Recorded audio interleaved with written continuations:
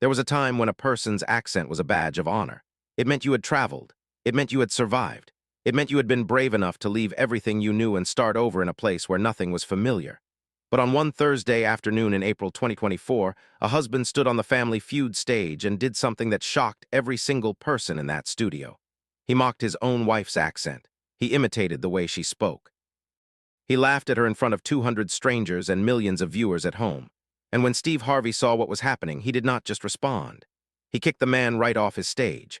What happened after that would leave the audience in tears and remind the world that your voice, no matter how it sounds, is something that should be respected, not ridiculed. Now I have to tell you, this is one of the most emotional stories we have ever covered on this channel. It is the story of a woman who crossed an ocean for her family, a husband who forgot what that sacrifice meant, and a television host who refused to let disrespect stand. If you are not subscribed yet, hit that subscribe button right now and turn on the notification bell, because this story is going to stay with you for a long time. Let me tell you exactly what happened. The Sullivan family from Columbus, Ohio had been selected to appear on Family Feud after a competitive application process that had taken months. There were 5 of them standing under those bright studio lights, and to anyone looking in from the outside, they seemed like a perfectly happy, all-American family ready to have the time of their lives on national television. But if you looked carefully, if you paid attention to the small things, you could see that one member of this family was carrying something the others were not. A quiet nervousness that went deeper than game show jitters. That person was 42-year-old Alina Sullivan. Alina had been born and raised in a small city outside of Guadalajara, Mexico. She was the daughter of a schoolteacher and a carpenter, people of modest means but enormous heart. Alina had grown up in a household where education was sacred, where hard work was not just expected but celebrated, and where family was the foundation on which everything else was built. She had been a top student. She had earned a scholarship to study nursing, and at the age of 24, she had made the most difficult decision of her life. She had left Mexico to come to the United States. She came legally with a work visa and a plan. She had been recruited by a hospital in Ohio that was desperate for qualified nurses. She arrived in Columbus with 2 suitcases, a nursing credential, and an English vocabulary that she had studied relentlessly from textbooks but had rarely used in conversation. The first year was brutal. She understood medical terminology perfectly, but casual English, the slang, the idioms, the speed at which Americans talked, all of it overwhelmed her. She would come home from her shifts and cry from exhaustion, not physical exhaustion, but the mental exhaustion of spending 12 hours thinking in 2 languages simultaneously.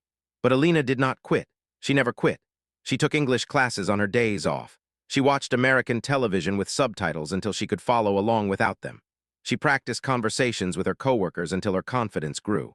Over the years, Alina's English became fluent and capable. But her accent remained. It was not thick. It was not hard to understand. It was simply there, a gentle reminder of where she had come from, woven into every sentence she spoke like a thread of gold in a tapestry. Most people found it charming. Most people never gave it a second thought. But there was one person in Alina's life who could not seem to let it go. Her husband, 45-year-old Kevin Sullivan, was born and raised in Columbus. He was a claims adjuster at an insurance company. Kevin was the kind of man who thought he was funnier than he actually was. He had a habit of making jokes that landed like lead balloons, and instead of reading the room and adjusting, he would double down, convinced that the problem was his audience and not his material. His favorite target for humor was Alina's accent. He had been doing it for years. At family gatherings, he would imitate the way she pronounced certain words. At dinner parties, he would ask her to say things and then laugh when the words came out differently than his friends expected. He would introduce her to new people and then add, "Just give her a minute, she's still working on the English thing," followed by a wink and a laugh that was meant to sound affectionate but landed like a slap. Alina had asked him to stop, more than once, more than a dozen times. She had told him it hurt. She had told him it was embarrassing. She had told him that she had spent years working to communicate in a language that was not her own, and that mocking her efforts was cruel. Kevin always responded the same way. He would wave his hand dismissively and say, "Babe, relax. People think it is cute. I'm not making fun of you. I'm just having a little fun." But Alina knew the difference between fun and humiliation. She felt the difference every single time. Their 3 children stood with them on the stage. There was Sophia, 16, the oldest, a straight-A student who was bilingual and fiercely proud of her Mexican heritage. Then there was Lucas, 13, a quiet and observant boy who played soccer and kept a journal that no one was allowed to read. And the youngest was little Emma, 9 years old, who had her mother's eyes and her father's obliviousness to the damage his words caused. All three children loved both parents, but Sophia in particular had grown increasingly angry at her father's treatment of her mother. She had confronted Kevin about it privately, and he had told her the same thing he told Alina. "It is just a joke, Mija. Lighten up." The fact that he used a Spanish word while dismissing the language it came from was an irony that was not lost on Sophia. The game started with the Sullivan family facing off against the Park family from Seattle. Both families were energetic and the mood in the studio was fun and light. Steve Harvey was in great spirits, working the crowd and keeping the laughs coming. The first round went smoothly. Alina gave a solid answer that earned her family some early points. Steve complimented her. "Good answer," he said, pointing at her with a grin. Alina beamed. She was having the time of her life. Then came the second round. Steve asked the question, "Name something you might hear at an airport." It was a simple, straightforward question. The Sullivan family was playing for the round, and Steve went down the line asking each family member for an answer. When he got to Alina, she stepped forward with a smile and said, "Last call for boarding." It was a perfect answer, clear, correct, delivered with confidence, but Alina's accent shaped the words in a way that sounded slightly different from how a native English speaker would say them. The R in boarding rolled just a touch. The vowels carried the faintest warmth of her native Spanish, and that is when Kevin did it. Before Steve could respond, before the board could reveal whether the answer was there, Kevin leaned into the family microphone and said, in an exaggerated, mocking imitation of Alina's accent, "Last call for boarding." He rolled the R dramatically, stretched out the vowels, and mimicked her intonation like he was doing a comedy routine. Then he laughed, a big, self-satisfied laugh. He even looked at the audience, expecting them to join in, like this was part of his act, like this was normal. The audience did not laugh, not a single person. Instead, the studio fell into a silence so heavy it was almost physical. You could feel the air change. You could feel the discomfort radiating from every direction. The Park family on the opposite side of the stage exchanged looks of shock. Mrs. Park actually shook her head slowly, her mouth set in a hard line of disapproval. The camera found Alina, and what it captured was the kind of pain that does not require translation. Her smile collapsed. Her eyes went glassy with tears she was desperately trying to hold back. She did not look at Kevin. She looked straight ahead at nothing, the way a person does when they are trying to mentally leave a room that their body cannot escape. Her hands dropped to her sides. Her shoulders curled inward, and she whispered something so quietly that the microphone barely caught it. She whispered it in Spanish. "Siempre lo mismo." Always the same. Sophia reacted immediately. The 16-year-old stepped closer to her mother and put her arm around her. Lucas looked at his father with an expression that no 13-year-old should have to wear, a mixture of anger, shame, and exhaustion. Little Emma tugged on her mother's hand and said, "Mama, why is Daddy being mean?" The innocence of the question hit the studio like a thunderbolt. Steve Harvey had been standing at the podium watching the entire thing unfold, and the expression on his face was one that viewers would later describe as the angriest they had ever seen him. Not loud angry, not explosive angry. The cold, focused, deliberate kind of angry that comes from a man who has just witnessed something that violates everything he believes in. His jaw was clenched. His eyes were narrow. He was absolutely still, the way a person gets still before they do something decisive. Steve set his cards down on the podium. He did it slowly, carefully. The way a man puts something down when he is making room to deal with something important. He stepped out from behind the podium and walked toward the center of the stage. The production team shifted nervously. This was not in the script. This was not part of the show. Steve stopped and looked directly at Kevin Sullivan. "Sir," Steve said, and the word landed like a gavel, "did you just mock the way your wife speaks? On my stage. In front of your children, in front of all these people." Kevin's grin finally started to waver. He tried the same defense he always used at home. "Come on, Steve, it was just a joke. She knows I am playing. Tell him, Alina." He looked at Alina. Alina did not look back. She was staring at the floor, tears running silently down her face. Steve shook his head. "No, sir, I'm going to tell you something, and I need you to hear every word." That woman standing right there left her entire country for this family. She left her mother. She left her father. She left every friend she ever had. She crossed a border and came to a place where nobody spoke her language, where nothing looked like home, where everything was different. And she did it for love. She did it so she could build a life with you. She learned a whole new language, not from a classroom, from life, from work, from exhaustion. And the accent she carries is not a flaw, sir. It is proof that she did something you have never done. She was brave enough to start over in a world that was not built for her. The audience was on its feet. The applause was thunderous. People were crying. People were nodding with the force of personal recognition because in that audience and in living rooms across the country, there were millions of people who carried their own accents, their own markers of a journey, their own proof that they had been brave enough to begin again. Steve was not done. "Sir, I am going to ask you to leave my stage." Kevin's face went white. "What, you are serious?" Steve nodded. "I have never been more serious about anything on this show. My stage is a place where families celebrate each other. It is not a place where a man tears down the woman who gave up everything for him. You can sit in the audience, but you are not standing next to this woman while you treat her accent like a punchline." The audience exploded. The standing ovation shook the walls. Kevin stood frozen for a moment, looking around the studio for anyone who might side with him. He found no one. Slowly, with the cameras still rolling, Kevin Sullivan walked off the Family Feud stage. A production assistant guided him to a seat in the back row. He sat down and stared at his hands. Steve turned back to Alina and her children. The anger left his face, replaced by something warm and deeply personal. He walked over to Alina and spoke to her gently. "Alina, I want you to look at me."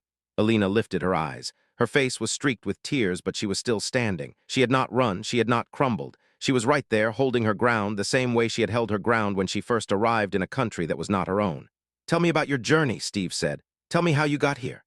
Alina wiped her face and took a breath. When she spoke, her accent was there, present in every word, and it was beautiful. "I came to this country when I was 24 years old, Mr. Harvey. I was a nurse in Mexico, but I wanted to make a better life.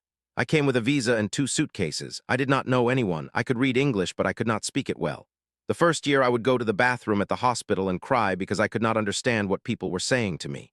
The audience was hanging on every word. Alina continued. "But I kept going. I took classes. I practiced every night. I studied English on the bus going to work and coming home. After 3 years, I passed my American nursing boards. I became a registered nurse in this country. I work in the intensive care unit now. I take care of the sickest patients, 12-hour shifts. Sometimes I hold people's hands when they are dying and I talk to them in English and in Spanish because comfort does not have a language." Steve's eyes were wet. The audience was weeping openly. Alina looked at her children and continued. "I taught my children to speak Spanish because I did not want them to lose where they came from. Sophia is fluent. Lucas is learning. Emma is just starting. My accent is not something I am ashamed of. My accent means I speak 2 languages. My accent means I was brave enough to learn. My accent means I survived." Sophia stepped forward. The 16-year-old was shaking, but her voice was clear and strong. "Mr. Harvey, my mother is the strongest person I have ever known. She works overnight shifts and then comes home and helps us with homework. She has saved people's lives, actual lives, and my father makes fun of the way she talks. He has been doing it for years. Every time she asks him to stop, he says it is a joke. It is not a joke. It has never been a joke. My mother is a hero, and heroes do not deserve to be laughed at." The standing ovation that followed Sophia's words lasted over a minute. The teenager stood beside her mother, tears streaming down her face, and the bond between them was so visible, so powerful, that it transcended the television screen. Steve Harvey pulled both of them into a hug. When he pulled back, he addressed the cameras directly. "Let me say something to every person watching this right now. If someone in your life has an accent, that means they speak more than one language. That means they were courageous enough to build a life in a place that was not handed to them. That accent is not a weakness. It is a superpower. It is proof of a journey that most people would never have the guts to take. And if you are the person making fun of that accent, especially if that person is your spouse, your partner, the mother or father of your children, you need to stop. Right now. Today. Because what you are really mocking is their bravery, and that says everything about you and nothing about them." Steve made an announcement before the game continued. He told the production team that Alina and her children would finish the game without Kevin. The Sullivan family played on with 4 members, and they played with a fire that electrified the studio. Alina, freed from the weight of Kevin's presence, answered with a confidence and a joy that was extraordinary to witness. The family won the game and advanced to fast money. Alina and Sophia played fast money together, mother and daughter, side by side. They scored 182 points and won the $20,000 prize. When the final total was announced, Alina dropped to her knees and thanked God in Spanish. Sophia knelt beside her, holding her hand. Lucas and Emma rushed over, and the 4 of them held each other in a huddle on the stage floor, crying and laughing at the same time. It was one of the most beautiful images in Family Feud history. Kevin watched from the back row of the audience, tears running down his face, seeing his family succeed and celebrate in a way that had nothing to do with him. Steve made one more announcement. He said that his foundation would be providing a $15,000 scholarship fund for Sophia to support her college education, in recognition of the extraordinary young woman she was becoming. He also announced that the show would be making a donation to the hospital where Alina worked, earmarking it for their ESL support program for immigrant healthcare workers. The audience cheered so loudly that Steve had to wait nearly a minute before he could continue. When the episode aired 3 weeks later, the response was staggering. The clip of Steve kicking Kevin off the stage and Alina's powerful testimony went viral, accumulating over 80 million views across all platforms in the first week. It became the second most watched Family Feud clip of all time. News outlets covered the story extensively. Immigration advocates shared it as a testament to the contributions of immigrant workers. Language rights organizations used it in their campaigns. The hashtag #MyAccentMyStory trended globally for 8 days, with millions of people posting videos of themselves sharing where their accents came from and what those accents represented. The response from the immigrant community was particularly overwhelming.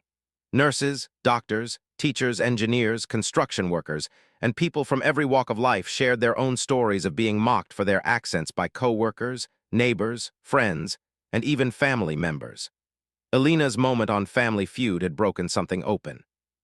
It had given people permission to say what they had been feeling for years, that their accent was not something to apologize for, and that the people who mocked it needed to hear the truth about what that mockery really meant. The impact on the Sullivan family was seismic. Kevin, publicly humiliated and deeply shaken, entered counseling the week after the taping. He later told a local reporter that watching the episode air and seeing Alina's face at the exact moment he had mocked her was the most devastating experience of his life. "I watched myself on that screen and I did not recognize the man I saw," he said. "I saw a bully. I saw someone cruel. And the worst part was realizing that I had been that man for years and I had convinced myself it was harmless." Kevin committed to change in a way that surprised even his own children. He enrolled in Spanish classes. He told a counselor that he wanted to understand what Alina had gone through, the disorientation, the vulnerability, the courage it took to function in a language that was not your own. Within 6 months, Kevin was conversational in basic Spanish. It was not fluent. It was not polished. He stumbled over conjugations and mispronounced words constantly.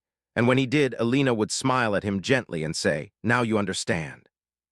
It became their private moment of healing, a bridge built from empathy that years of arguing had never been able to construct. Alina's life was transformed by the episode in ways she could never have anticipated. The hospital where she worked organized a special recognition ceremony, honoring her not only for her nursing excellence, but for her role as a voice for immigrant healthcare workers. She was invited to speak at a national nursing conference about the experiences of bilingual nurses in the American healthcare system. Her speech, delivered in English with her accent proud and unaltered, received the longest standing ovation in the conference's history. She started a mentorship program at her hospital for newly arrived immigrant nurses, helping them navigate the clinical, linguistic, and cultural challenges of working in American healthcare. She called the program Your Voice Matters, and it became a model that 3 other hospital systems adopted within the first year. Alina would tell her mentees the same thing at the start of every session. Your accent does not limit you. Your accent is your story, and your story is what makes you the kind of nurse that patients need, someone who understands what it is like to be scared in a place where nothing is familiar. Sophia, inspired by what she witnessed on that stage, decided she wanted to study immigration law. She began volunteering at a legal aid clinic that served immigrant families and told her mother she wanted to spend her career making sure that people like Alina were protected, respected, and heard. Lucas, the quiet 13-year-old, finally shared his journal with his mother. It was filled with poems about identity, language, and belonging. Alina read them with tears in her eyes and told her son that his words were a gift. A local literary magazine published 3 of his poems, and Lucas discovered that writing was not just a private refuge. It was a way to connect. 6 months after the episode aired, Family Feud brought Alina back for a follow-up segment. She came with Sophia, Lucas, and Emma. Kevin was not on stage, but Alina told Steve that he was in the audience, supporting from a different position than before. Steve nodded. That is exactly where he should be right now. Supporting, not center stage, supporting. Alina shared the updates, the mentorship program, the speaking engagements, Sophia's college plans, Lucas's published poems. Emma, now 10, had started teaching her classmates basic Spanish words during recess, proudly telling them that her mommy spoke 2 languages and that made her a superhero. Steve laughed and said, "Emma is absolutely right." The audience agreed with the loudest applause of the segment. Steve closed the follow-up with words that viewers would quote for years. 6 months ago, a woman stood on this stage and was mocked for the way she speaks. Today, that same woman is mentoring nurses, speaking at national conferences, and raising 3 children who understand that where you come from is not something to hide. It is something to honor. He paused and looked directly into the camera. To every person watching this who carries an accent, who speaks with the rhythm of another language still in their voice, hear me clearly. You are not less than. You are more than. You did something that most people never have the courage to do. You started over, and the way your voice sounds when you speak is the most beautiful proof of that courage. The story of Alina Sullivan became one of the most referenced moments in Family Feud history. It was used in diversity training programs at major corporations. It was shown in ESL classrooms as motivation for students who felt self-conscious about their English. It was cited in academic papers about the intersection of language, identity, and respect. It was shared in church communities and in immigrant support groups and in family living rooms across the country, wherever someone needed to be reminded that their voice, no matter how it sounded, mattered. Years later, when people asked Alina about that day on Family Feud, she would say the same thing every time. I did not go on that show to make a statement. I went on because I love Family Feud and I wanted to have fun with my family. But God has a way of putting you where you need to be. And I needed to be on that stage on that day, so that someone watching at home who felt small because of how they speak could see that they are not small at all. They are brave. And brave is the biggest thing a person can be. If this story moved you, I need you to do something right now. Hit that like button, subscribe to this channel, turn on the notification bell, and share this video with someone whose voice has been mocked, whose accent has been ridiculed, whose courage has been dismissed as a punchline. Share it with them and tell them that their voice is proof of something incredible. Because on this channel, we believe that the way you sound is never something to be ashamed of. It is something to be proud of. I will see you in the next one.